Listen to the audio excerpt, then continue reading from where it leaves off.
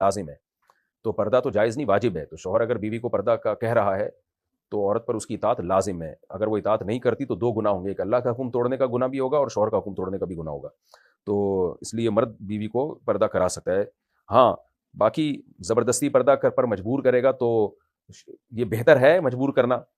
تو یہ آپ اپنے گھر کے حالات خود بہتر جانتے ہیں. بعض دفعہ زبردستی کرنے سے فائدے کے بجائے الٹا نقصان ہو جاتا ہے، اور محبت سے جب بات سمجھائی جائے تو فائدے کی امید زیادہ ہوتی ہے.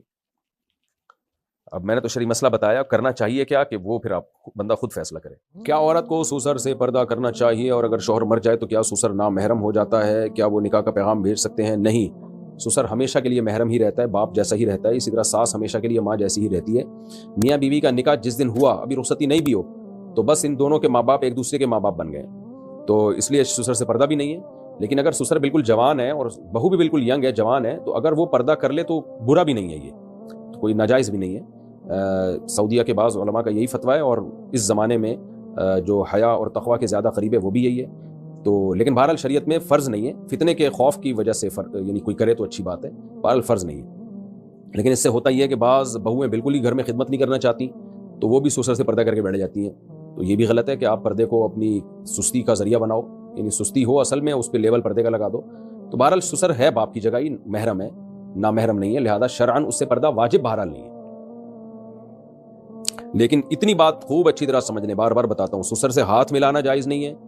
آج کل کسی نے بتایا کہ یوٹیوب پہ ٹک ٹاکر ایسی ویڈیو لا رہے ہیں، شادی ہو گئی تو سسر صاحب بہو سے مل رہے ہیں اور بہو کے کندھے پہ ہاتھ رکھ کے بیٹھے ہوئے. یہ غلط ہے، بے غیرتی ہے، بے شرمی کی بات ہے. ٹھیک ہے بیٹیوں کی طرح ہے، لیکن بہرحال سگی بیٹی تو نہیں ہے، تھوڑا سا ریزرو رہیں اس سے آپ. یہ ہمارے سوسائٹی میں یہ کلچر بھی نہیں ہے ایسا. اور پھر میڈیا پہ لا کے اس کے کیمروں میں آپ دکھا رہے ہیں اور لوگ بھی کہہ رہے ہیں ماشاء اللہ ماشاء اللہ. بھائی جان بہو ہے وہ، آپ ریزرو رہیں اس سے، سر پہ ہاتھ رکھیں بس بیٹیوں کی طرح کہ بیٹی ہے ہماری. باقی یہ نہیں کہ اس کے کندھے پہ ہاتھ رکھا ہوا ہے، سیلفی بنا رہے ہیں، اس سے مسافہ کر رہے ہیں، اس کے ہاتھوں میں چوڑیاں چڑھا رہے ہیں. وہ شرم اور حیا بھی کوئی چیز ہوتی ہے.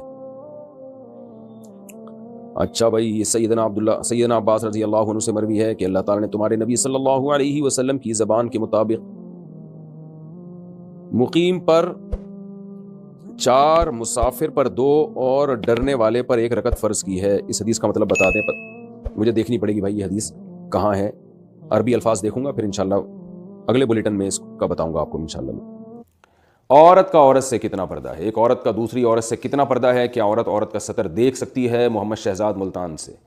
نہیں جی، عورت کا سطر نہیں دیکھ سکتی.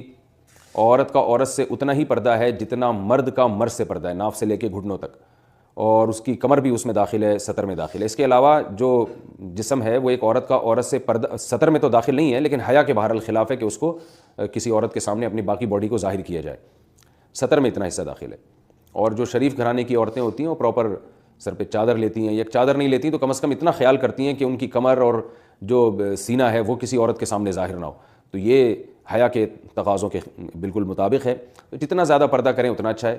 ہاں عورت چہرہ بہرحال عورت کا عورت سے نہیں اس کو چھپانا لازم ہے، اور ہاتھ اور کلائیاں بھی عورت کا عورت سے پردہ نہیں ہے، اور پنڈلیاں بھی عورت کے سامنے کھول سکتی ہے. لیکن پراپر ڈریس پہننا یہ بہرحال اللہ کے نزدیک پسندیدہ عمل ہے.